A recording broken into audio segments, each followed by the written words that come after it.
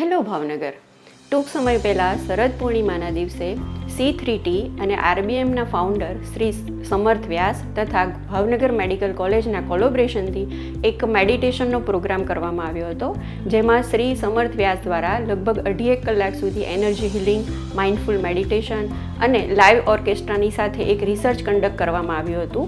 આ રિસર્ચ કદાચ ભાવનગર કે ગુજરાત નહીં પણ ભારતમાં સૌ પ્રથમવાર થયું હશે અને જેમાં 500થી વધુ લોકોએ ભાગ લીધો હતો. આ રિસર્ચના પરિણામો ખૂબ જ સરસ આવ્યા છે અને એમાં લોકોના જીવનમાં ખૂબ જ અસરકારક સકારાત્મક પરિણામો જોવા મળ્યા છે. આ એનર્જી હિલિંગ મેડિટેશન પછી ખૂબ જ સારા પરિણામો જોવા મળ્યા છે.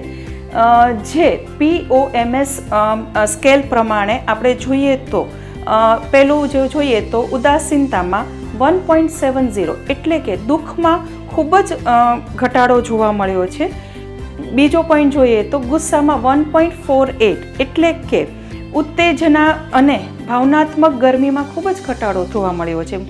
ત્રીજો પોઈન્ટ જોઈએ તો મૂંઝવણમાં 1.47, સુધરેલી સ્પષ્ટતા અને વધુ પડતા વિચારોમાં ખૂબ ઘટાડો જોવા મળ્યો છે. આ સિવાય બીજા ઘણા એવા પોઈન્ટ છે કે જેમાં ખૂબ જ સારા પરિણામો જોવા મળ્યા છે. તણાવ અને નર્વસનેસમાં 1.40 ઘટાડો જોવા મળે છે. સ્વમૂલ્યાંકન કે જે સેલ્ફ કોન્ફિડન્સ છે એમાં 0.7 તો વધારો જોવા મળે છે.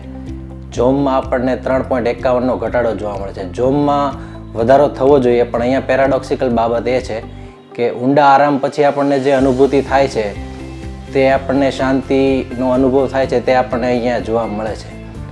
ઉપર દર્શાવેલા ફેરફારમાંથી 0.8 કરતાં વધારેનો ફેરફાર ખૂબ જ મોટો ગણાય, જે આપણને સૂચવે છે કે મેડિટેશન અને હિલિંગ પછી આપણા શરીરમાં માનસિક લેવલે કેટલી હદે ફેરફાર થઈ શકે છે. આ રિસર્ચના બેઝિસ પર RBMના ફાઉન્ડર શ્રી સમર્થભાઈ વ્યાસ અને ગવર્મેન્ટ મેડિકલ કોલેજના કોલેબોરેશન નીચે નેચર રિટ્રીટ 2026નું એક આયોજન કરવા જઈ રહ્યું છે. અને આની કોઈ પણ ડિટેલ્સ કે માહિતી મેળવવા માટે અમારી ટીમમાંથી તમે કોઈ પણનો સંપર્ક કરી શકો છો.